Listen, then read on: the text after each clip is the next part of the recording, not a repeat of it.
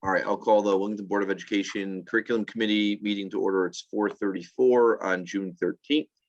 We only have one item on the agenda, and that is to review set 4 and for you to give some feedback. Aaron, do you have anything you want to start with as far as set 4 that you want to highlight, or?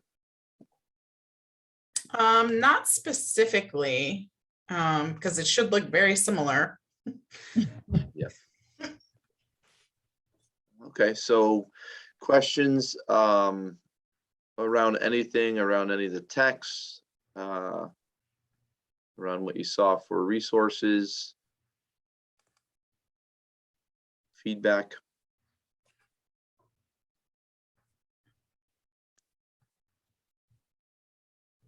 I had a question.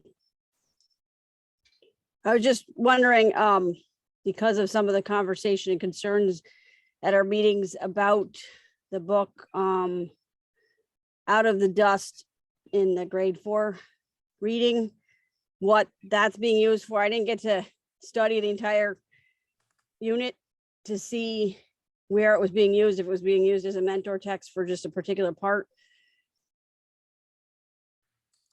Let me find that. It's historical fiction. Is that you're doing the Dust Bowl?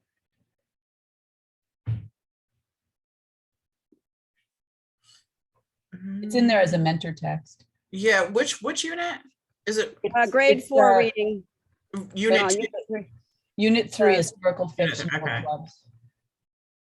It is a mentor text. I just, the entire text has some pieces that might be considered controversial based on some of our previous conversations at board meetings. Yeah, and I don't, let me see if I have that one. This is, The entire And I don't want to put you on the spot again either. either. I just feel like it could become, The entire text is definitely not being used. Yeah. I don't even recall that being in the curriculum, to be honest. So if it is, it means it's probably a page is being used. I mean, there's so many texts that are in the Teachers College mentor text list. So if it's something that we don't necessarily know right off the top of our heads, it's because it's like maybe the cover's being used, or, so I really have no idea. I'm looking to see. I mean, I'm fine with it. They're award-winning books. It's just the questions that might. What was the name of the text, Tracy? Out of the Dust.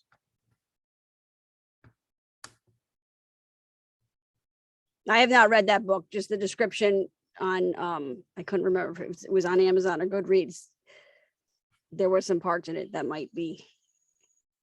So it might be just something, I don't know, I'm just being proactive. Yep. Mhm. I don't have a That's problem with it. No, that's a good plan. Let's make sure we know that answer. If you don't have it now, Aaron or Kristen, Yeah, I'm gonna have let's to make sure we that. know. And if it's not one that you don't definitely use, it might be one to delete. You know, if it's not one you know that's used on a regular basis. That's what I struggle with, because on our mentor text list, really, we talked about this already, but most of the text on that list, if the list is long, it would literally be, sometimes it's just the title. You're just not even opening the text, you're just looking at them.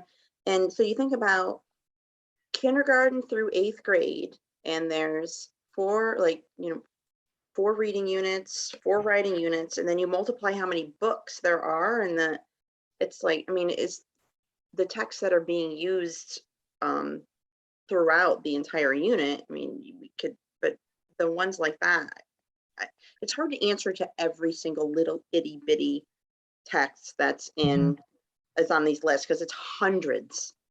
Yeah. Yeah, I mean, it means I'm just gonna have to go into the book and specifically find exactly where, like, what lesson they use it and how they use it. I wouldn't even know what unit that would be in. I have no idea how that would even fit. So I'm just I have sharing no my screen. recollection of that. Sorry, Kristen. I'm just sharing my screen. Aaron pulled together, I think it was Aaron, it might have been both of you, I don't know. This is the from the Teachers College website. So just a list of the mentor texts. Obviously, you can't list every single book that a teacher might use, because they might pull something else in, right? And let us know, but all of the mentor texts, what was done is we put them into one list Mm. for, and this is draft still, it's not complete. But you said grade 4? Yeah, just like, yep. So yeah, so they must not be using it very much in depth at all because it's not even on that list. Yeah, it's not even Right. on that list. Mhm. Phil, And can like you I share said, I that don't even list with recall that us? title at all.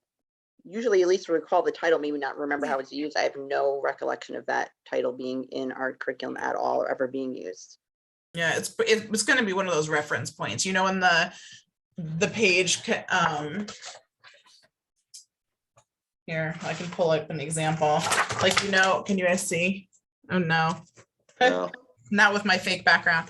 But in the beginning of each unit, it says getting ready, and it just, that's where it tells you what to pull. So sometimes when it's just like a reference, they list it in that section. So I have to just go find out where they have it, but I'm gonna assume I can probably actually even pull it off, because if it's not in the list Phil just showed you, that means it's not an actual read aloud text, like something Not a that primary. read, right? Mm. Yeah. It just had some heavy issues with, I think there was, family members dying and at 4th grade level, I have just have Yeah. a feeling it could be an issue. So So, I think that's, and I heard you say, can I share this? Eventually we will. I can share it now. I sent it out to a board member already. It's still, Aaron and Kristen, I think Kristen had something to do with it too. It might just have just been Aaron. We're trying to make this list so that we can share this with the curriculum so people can see it.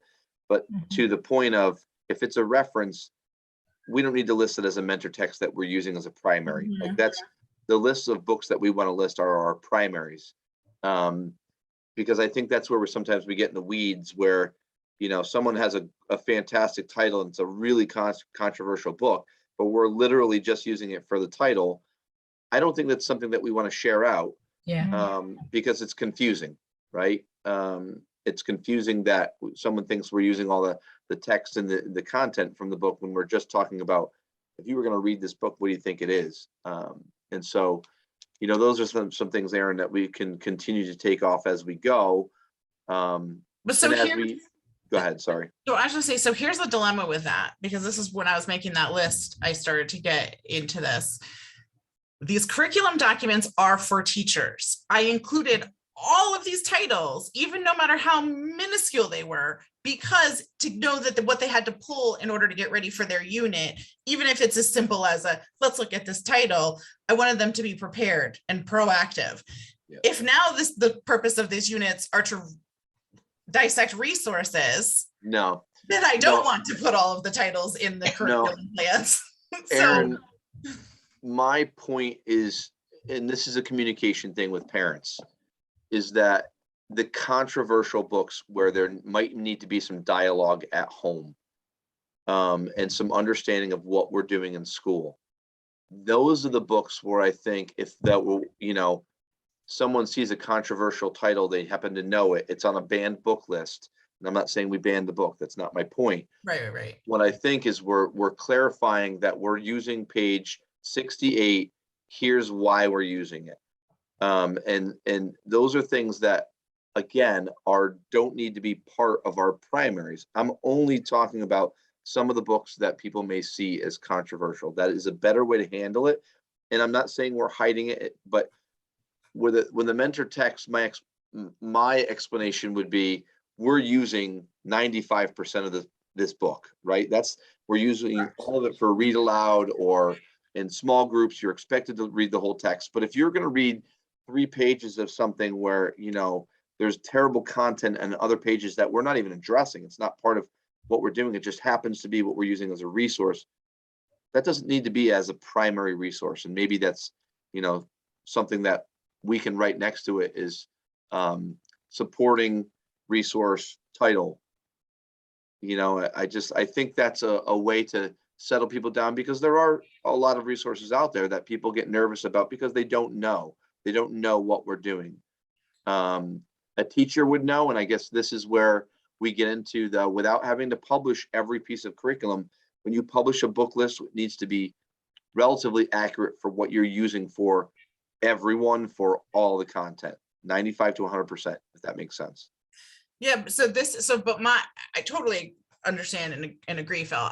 My particular like question, I guess, is like the book list. So when I'm putting together that book list for you, makes perfect sense. I know what I'm pulling, but this curriculum document, so is the goal then that I just anything, because it is getting reviewed publicly right now. Do I pull all of the things that really aren't mentored off, even though teachers might need to pull them to prep? So do I just pull them out, period? And just teachers, when they come across that page, that when they're in their planning, that's when they figure out what they're pulling? No, I think you leave it the in there. small stuff. Right, it's still a resource.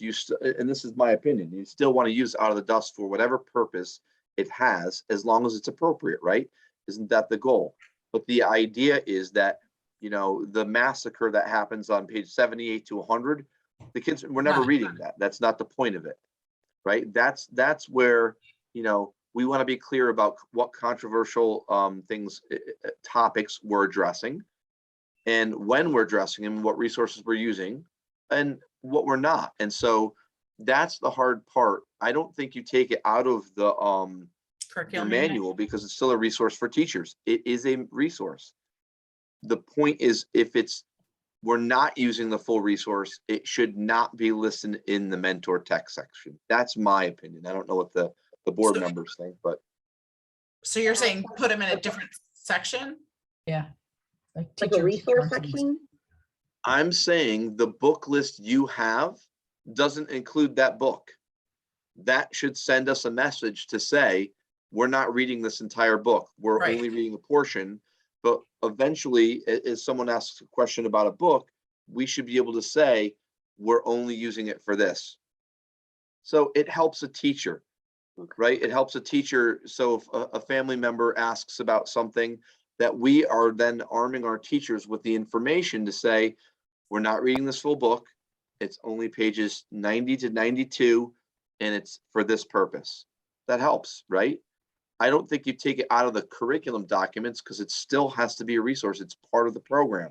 It's just that we're not using it. In the list that I just shared of the comprehensive books, this is, let me just go back to my screen. Oh, boy, I'm clicking all the wrong things. Apparently I haven't zoomed in a while.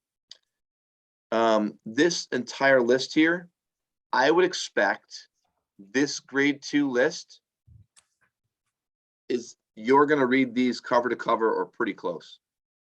Would that be, Laura and Tracy and Ann, would that be your expectation? From a mentor text, yes, that would be Yes. something they'd be reading and talking about with the teacher. The children would be reading it also. Children. Yeah. Right. So I would have, Sorry, go ahead. yeah, so there's a book, I mean, because I'm working on the phonics curriculum, so there are books that are going to be in there.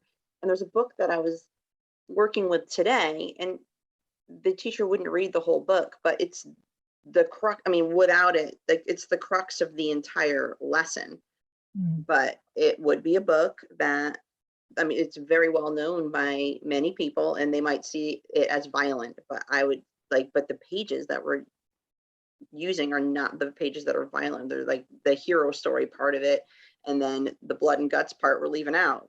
And it's not even that bad, but that I still include on the list, because how do you leave that out? Because that is the entire lesson, is that You don't leave it out, but I think you're identifying it. Again, the point here, I think, when we talk about any of these resources, without us saying in a document or on a book list that we're not using that complete book, how does someone know?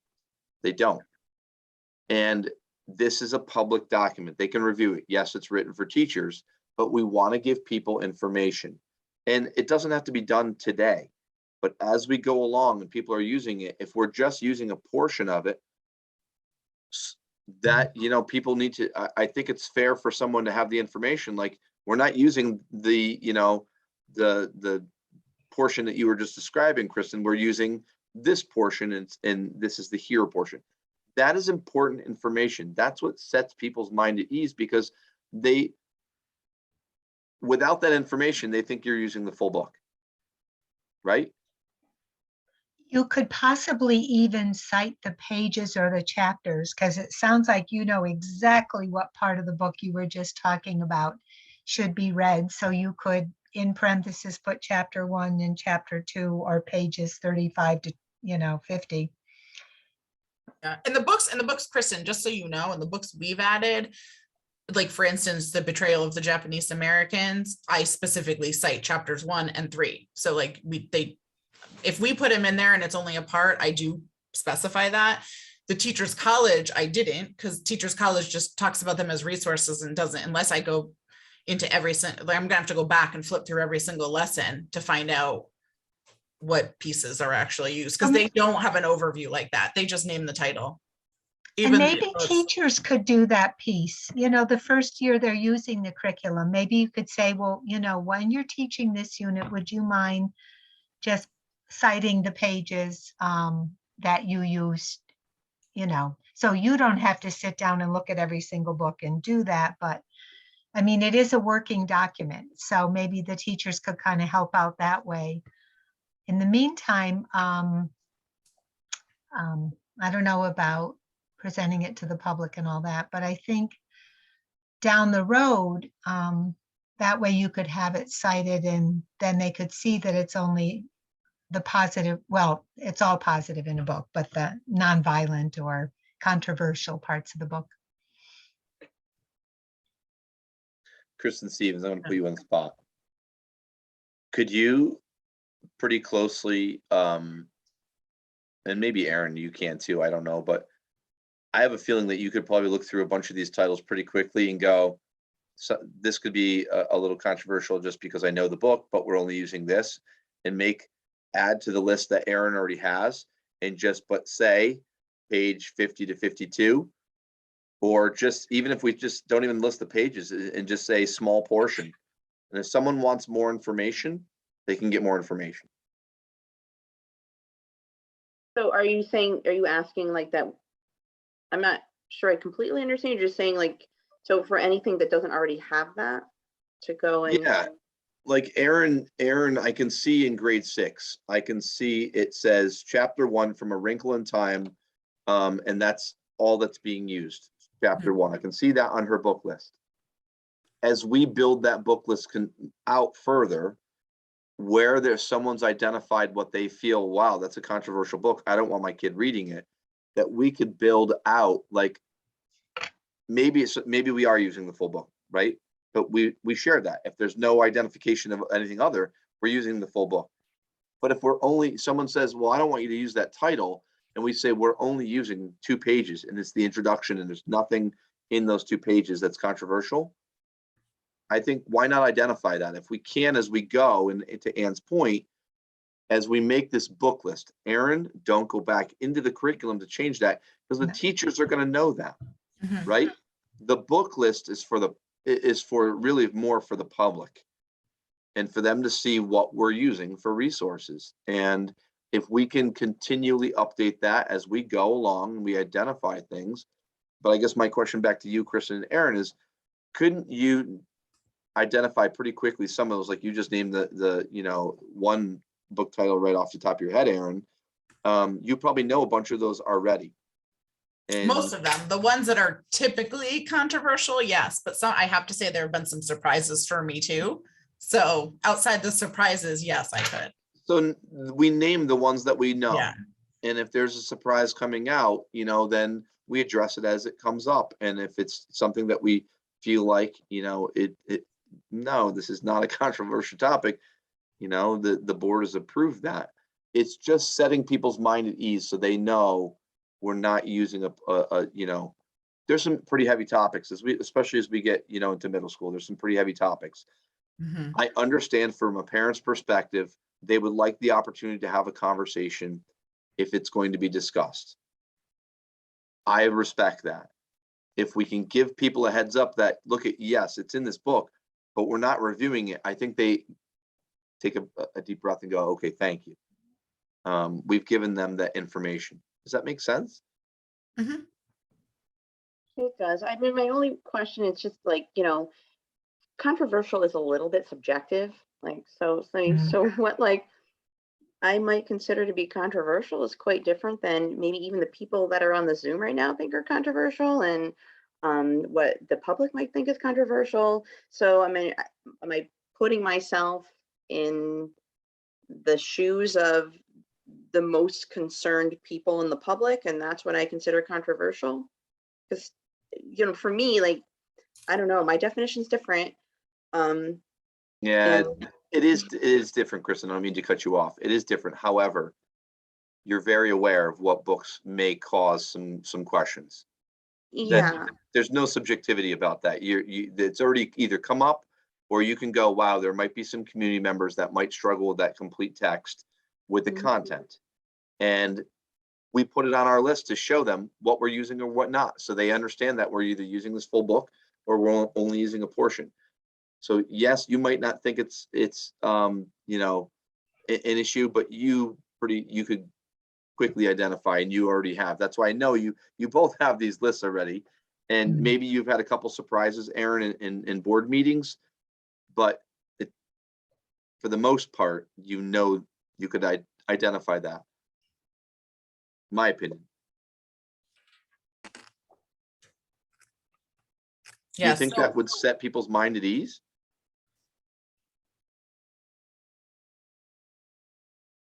is that question for everyone? Mhm. Yeah, I mean, I think so. I mean, I think that it will for many people. I think there's also only so much you can do because there are some people who are just looking for something to not Question. there you go. To ask a question about. well, Yeah. I think in general, right, and this has been the comment in from some community members about this committee in particular is a little more liberal and a little more comfortable with the books that Kristen's talking about. And that's Mhm. okay as you write curriculum, because it goes to the full board, right? Does this, if we take this action and we have this task, where does it set people's mind at ease a little bit more that some folks that are a little more conservative can see a book list and go, you know what, I don't feel comfortable with my child, you know, being exposed to this book in this grade level. I think they would feel more comfortable if they knew that they weren't being exposed to the what they would see as the negative or controversial things if it was only a portion of it, and that wasn't of the portion we were sharing. That's, I don't know. It's I just, agree. I think the more information, the more you can spell it out, and the more information, the better. And if it is, you know, the whole book and someone feels there are things in there that are controversial, I mean, they need to know that too. And right. that may not stop us from approving it, but the parents should know that, so they can, you know, make whatever decision they feel they need to make. Right. I So think something, oh, go ahead, Erin. No, go ahead, Tracy. Go ahead. Just, yeah, you know, something that I keep emphasizing, not me, because I keep putting a target on my back, but when both of my children went through, if there was a book that might be a heavier topic, usually there was a permission slip or a slip something that came home that I had to approve or contact the teacher if I didn't approve of them being a part of that reading. I mean, even like the Diary of Anne Frank, it was, you know, this is going to be, I don't even know if that was the right title. It was something to do with the Holocaust. This could be disturbing, whatever. And then I had to say, do I think my child's mature enough for that and want them to read it, or an alternate text would be given? And I think that's probably, I trust that the teachers are going to do that with the books, especially at the middle school level. Of course, you know, we had a quote read from a book that my guess was a mistake, but we're human. Mistakes happen. Maybe the teacher didn't know that was in that text, and I don't know, but. Well, and that wasn't a mentor text. Right. So, you know, it could have been something in the library, and the context wasn't clearly given to us at the time, but I trust that our teachers are going to be aware and sensitive to families, some families being more okay with certain things than others. And they're going to ask if they, you know, want to know if it's okay for their child, to get permission. The challenging thing about that, Tracy, too, that's hard is we're not policing what books students can take out of the library, right? Right. And I don't want you to. Right. I mean, our books are our books that we have in there, and they're there for a reason. And, if a student has a topic that, they want to read about and it's in our library, it's there. And Well, that's and- a parent's job, when they see a book come home, if they're not comfortable with their child reading it, they have the right to put it in the backpack and say, return it. Right. And, in the context of the way that was presented, it didn't give us the background information. It didn't give anybody the background information of that situation. So it was, I don't know. I don't want to be critical, but it felt like it was being said it was part of the curriculum, and it's not. No, That's it was what I'm hearing. yeah, it was a choice. It was a group. It was a small group choice book where kids got to pick. They had choices of different books for small groups. And again, and it was an enrichment. It was not core. It wasn't a tier 1. It was not the core curriculum. It was an enrichment class. So yeah, it was very much not. It's not written in a curriculum anywhere. It's not a mentor text in any way, shape, or form. Nor was it in a language arts class. Yeah. And sometimes kids are going to choose. I mean, if you're following a model where students have free choice of a book, they may be choosing a book from the library or from home and bringing it in, and that's the book they're reading during their independent reading time. And we can't control everybody, nor should we. So Yeah. I guess from the perspective of looking at this last set, and kind of the learning that has occurred as we've gone through this process, do you feel like, and this is something we could pitch to the board, do you feel like that book list with identifying as we go, and you could identify some already, Aaron, I think you could do that, that we identify if it's a controversial book that, at this point in time, we just are going to identify whether it's full book or a portion, or pages, if you know that information. And that would give us a little sense of understanding from community members. And that would help with just the feedback from, the other board members and community members that have questioned it. Is that the best solution out of this process for, and again, to send set 4 to them? I mean, so I do. I just don't think seeing partial is going to be, I think they're going to want to know what part, what pages. I do think if we're going to go to the level of this is read in full versus this is read in part, I think we're going to have to list specifically what parts. So that I is know going, what those parts are dealing with specifically and what they're not. yes. I think you're almost going to need a narrative. You're going to need a few sentences next to every single controversial text. No, I don't think you do. I think if you put pages, then they're responsible to look at those pages, or they can ask for pages from us. Okay. I think, look at how much work do you do and what's reasonable. That's how I'm approaching this. Yeah. Is it reasonable to make a book list and say, when you know that it's a controversial book, if you just write, the pages 6 to 10, I think that sends a message. And then, if they want to look at it, they have a right to look at it.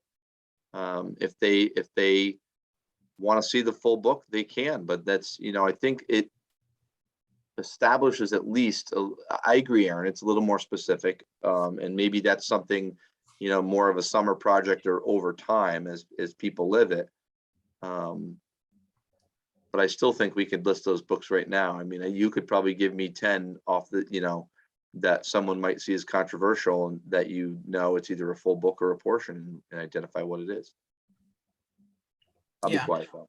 No, I think the piece is, it's going, if you don't want me going back and doing it, then it's going to have to be over time.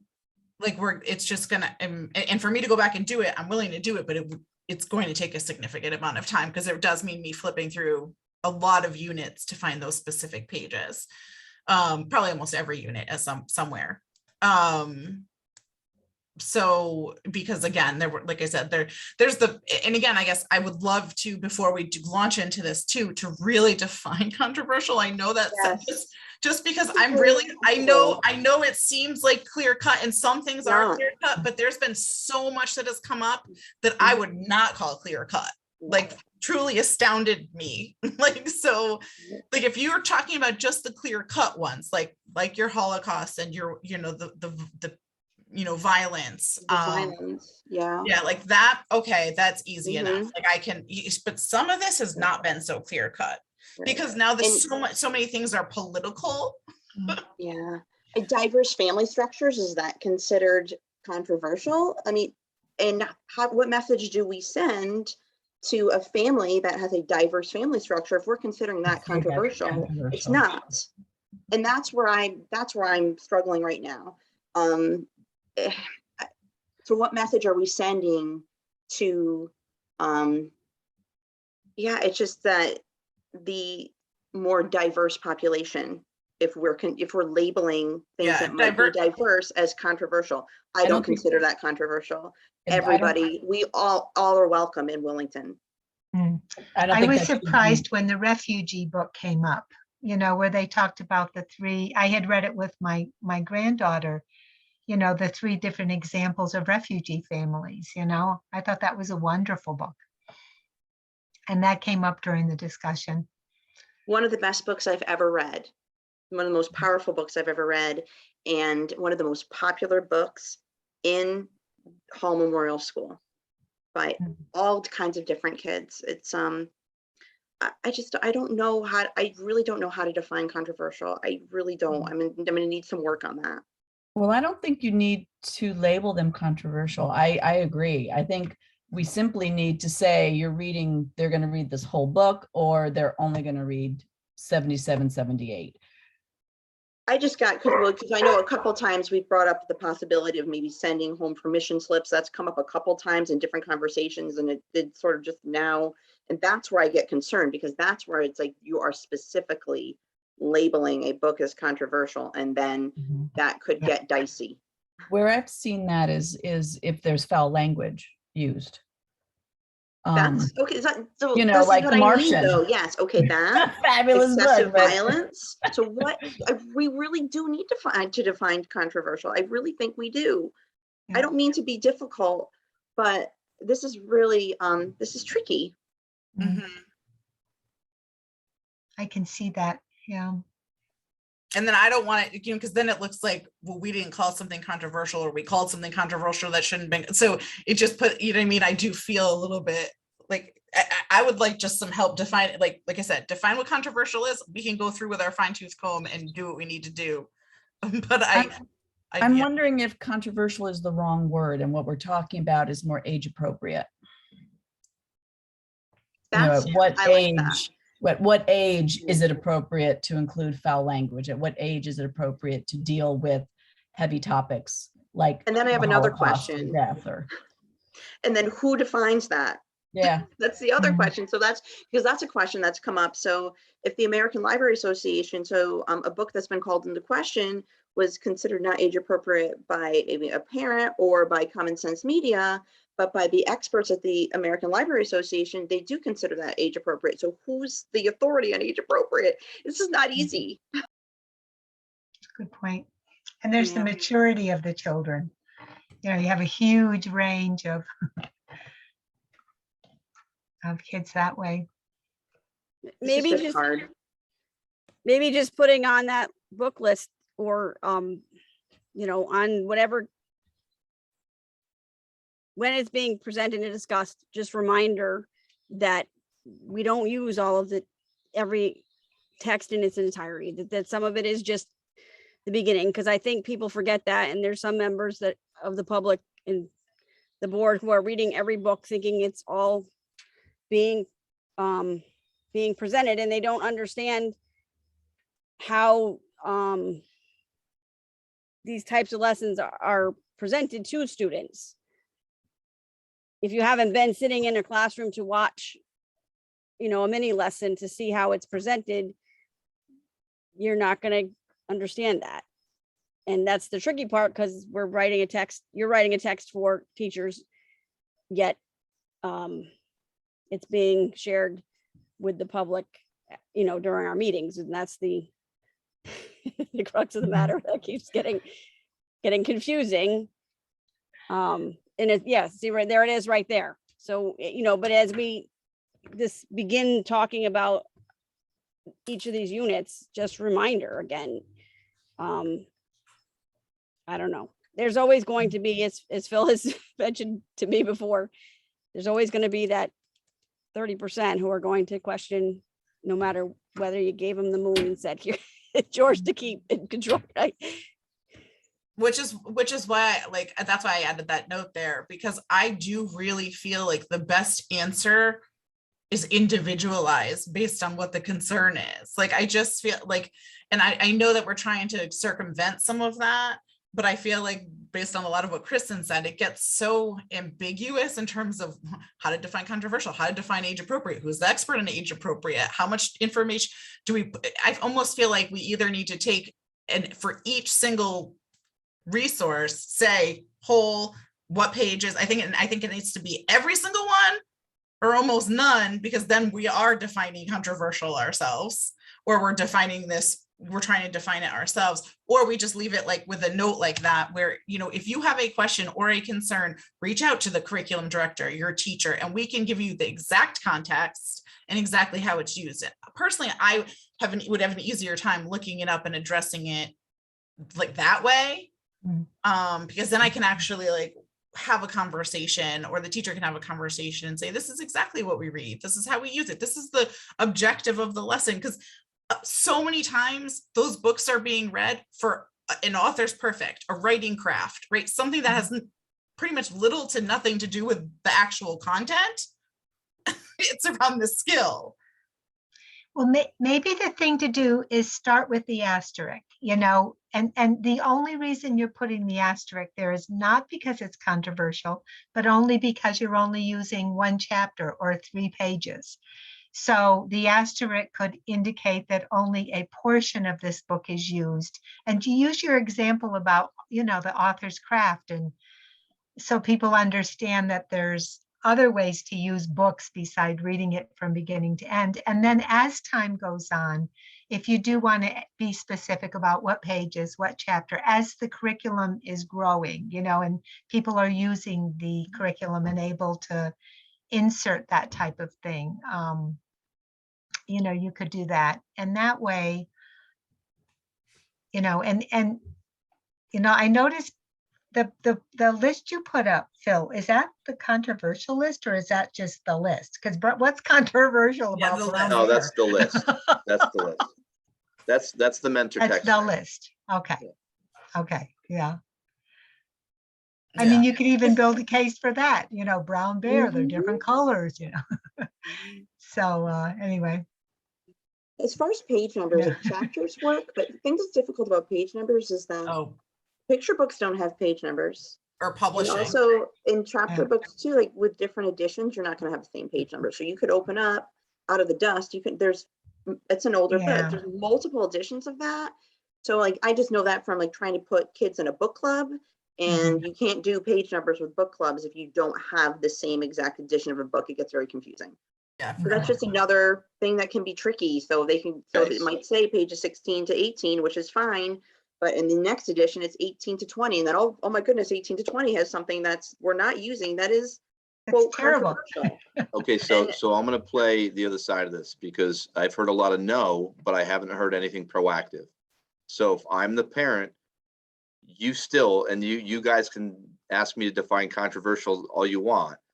You know exactly what we're talking about. Can you find a proactive way to identify some books that you know are hot topics right now that could be an issue? You need to be proactive about it. Otherwise, you're going to get 6,000 phone calls, and the teachers are going to get 6,000 phone calls, and the board is going to get 6,000 phone calls. What can we do to be proactive? doing nothing and letting it ride is not being proactive. We're trying to be proactive for people that are giving feedback. What can we do for them? I mean, are you going back to the excessive like the things that have been just, we know have for years, anyone would say that they'd want to know that? I mean, and the asterisk though, was it Ann or Laura just said something about like the asterisks kind of identifying like that it's only partial. And that would require, you know, if you're, so like that might be that middle ground where it's like, if it's an asterisk there, you know, it's not a whole text, it's a partial text. And now if you have a question, that's when you reach out, right? So Sure. does that asterisk kind of do that? Yeah, and I don't think the intent is, as Laura said, is not the word controversial. The intent is to say, we're not using this entire book.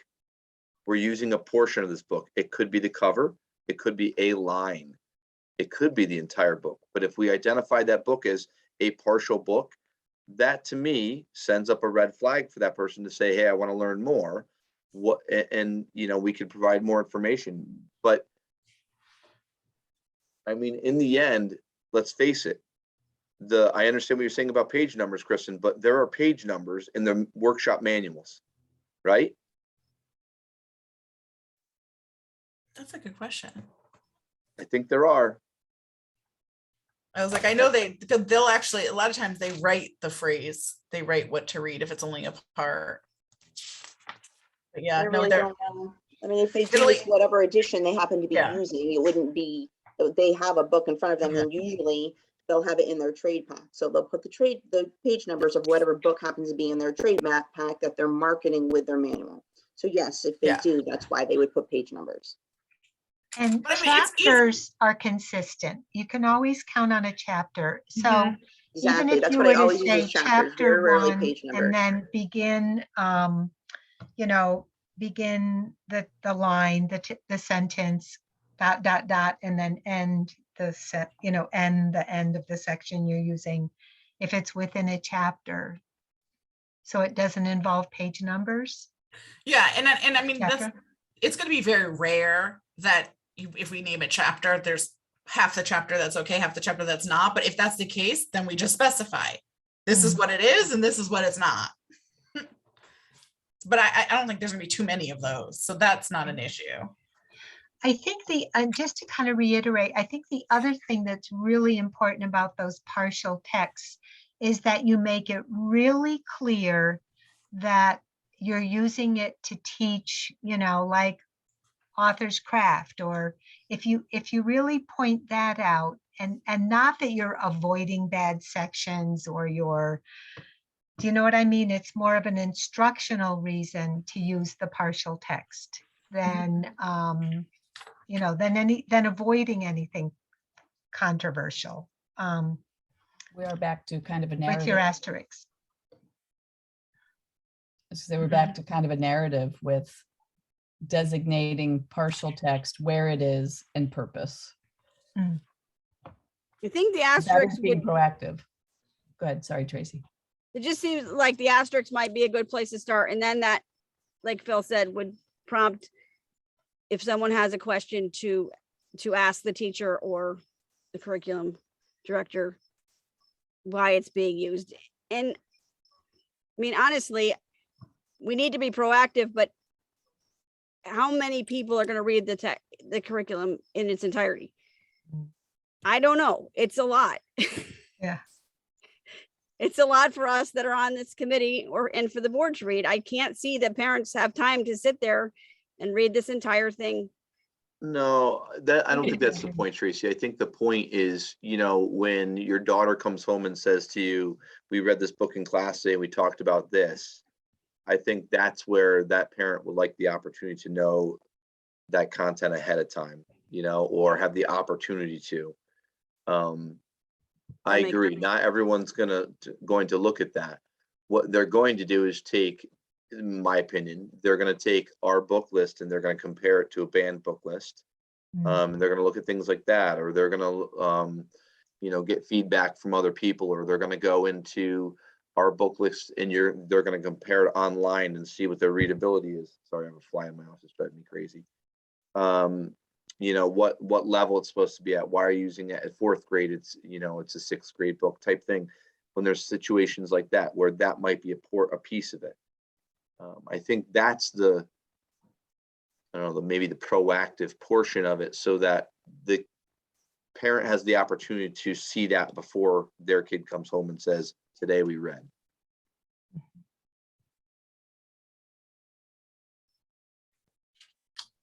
So is the asterisk the solution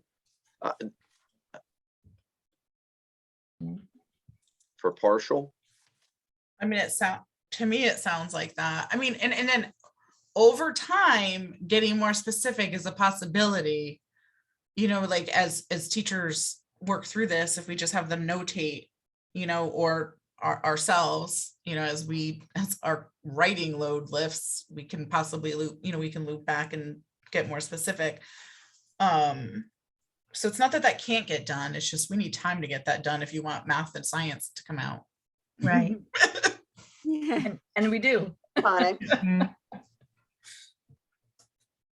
I think No, over, and that gives the Okay. teachers a chance to really, you know, be aware of it.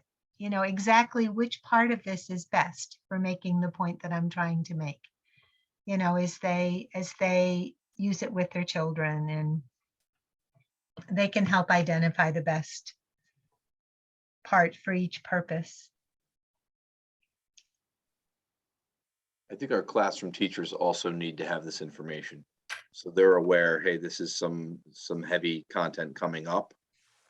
You know, so maybe it's not a permission slip, but just warning parents ahead of time. It's a simple letter that, you know, we're reading this book and there's some heavy content in it. You know, I'll let you know when we're getting close. So if your child has any questions or you have any questions, please contact me. Also, the teachers might have a good solution to this issue.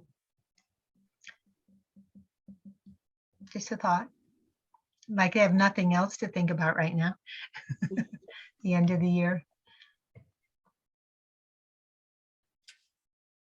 Yeah, I mean, a lot of, I know no one wants to hear this.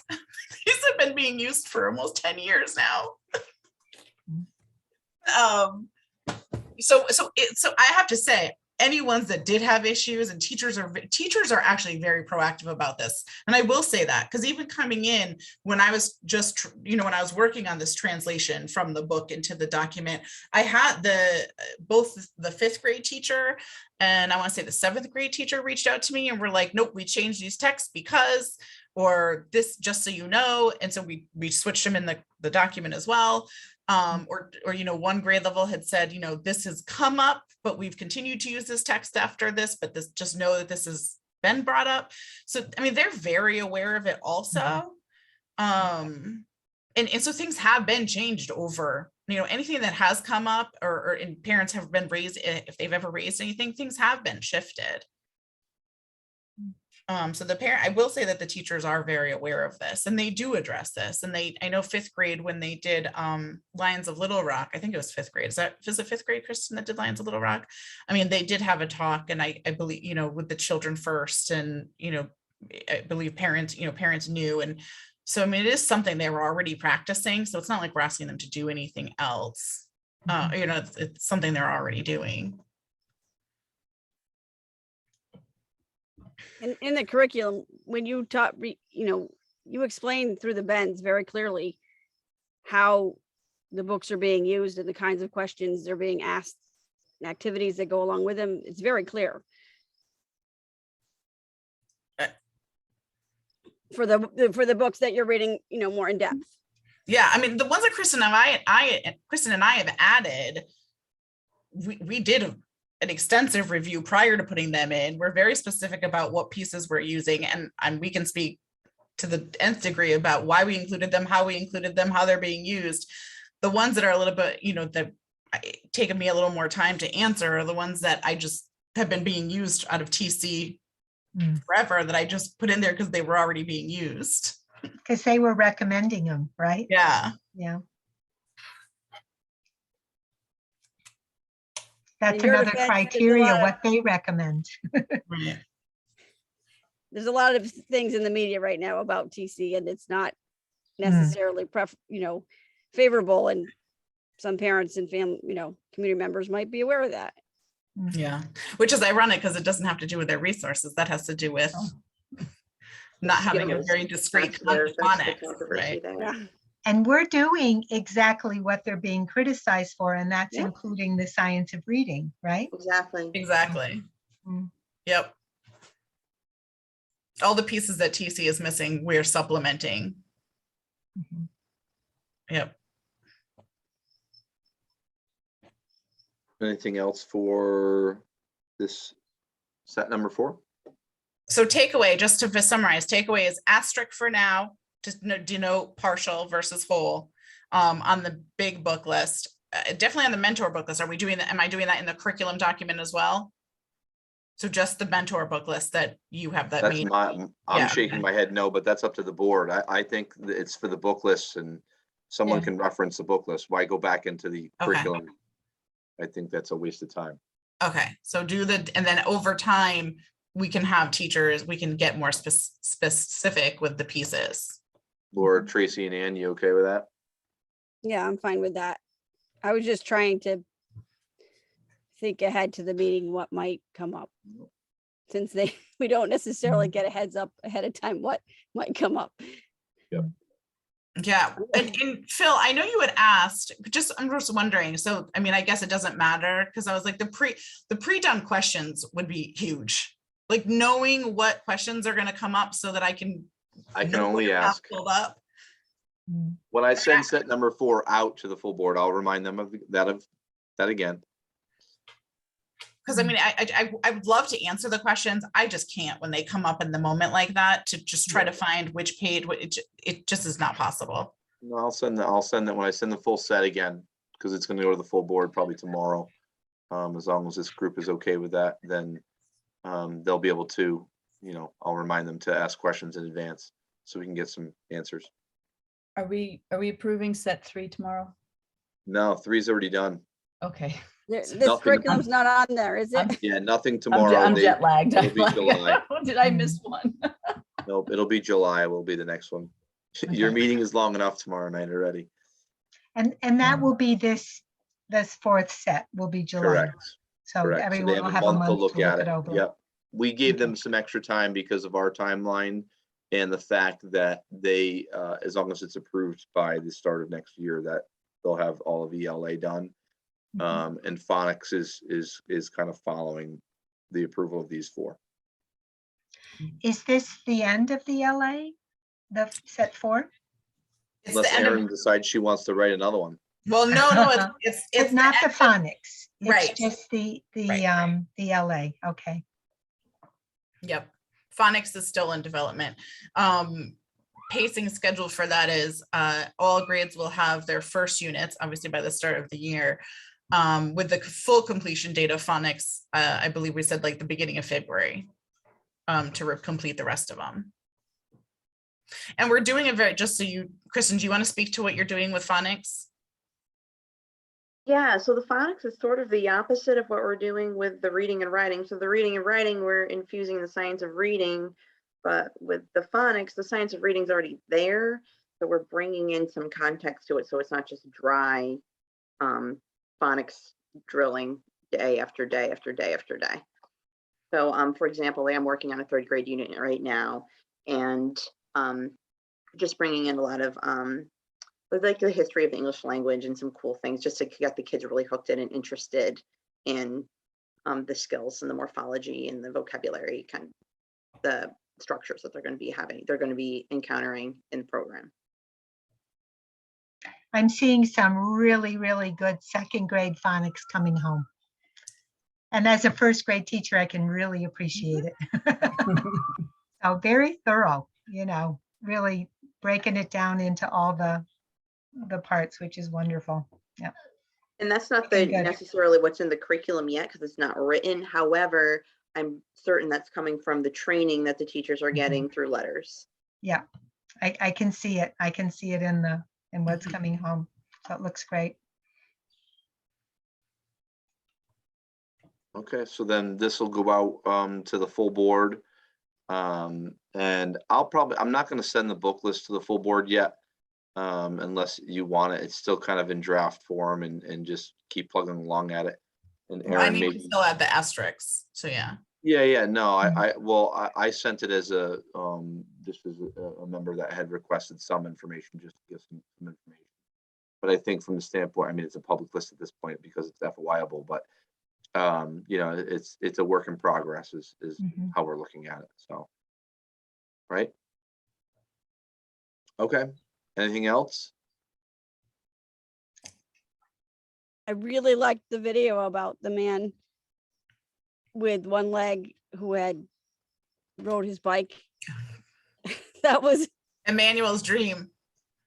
Oh, and that's one of the things I like to do when we use, I use Phonics and Pinel LLI, but I'll find videos that go along with some of the nonfiction books and share them with the kids, and it just brings it to life. And so just positive. Yeah, thanks. And actually, that's what Kristen, just to be a little bit more specific, is Kristen's talking about how she, you know, because phonics can be really cut and dry. So Kristen's actually doing a great job. You know how we did the structured reads in ELA? She's doing basically structured reads for phonics. So she's taking those phonics skills and she's finding texts that utilize those phonics skills. And so she's bringing them to life through very engaging texts or activities using like dictionaries and morphology. So it's actually, it is really cool. It really brings another element to phonics that you don't really find. I've never seen in any curriculum, to be honest. mhm. Nice. That's really good. And that's where your partial books fit in, you know? If you Right, see some good exactly. rhyming words Yeah. and word pairs and, yeah. Yep. All right, you all set? All right, so I just want to be clear, you're recommending moving this forward to the full board. That's set for. Yes. Do you need a vote or? Nope, can't vote in this Just our small group. As long as you're recommendation. nodding your heads, then that's what we'll do. Okay. All right, Thank you. perfect. Well, I will see all of you tomorrow night. I don't know about the others, I'll see shortly. So we can adjourn at 5:31. Okay. There we go. Thank you, Thank everybody. you all. Thank you, Tomorrow. Kristen and Aaron, for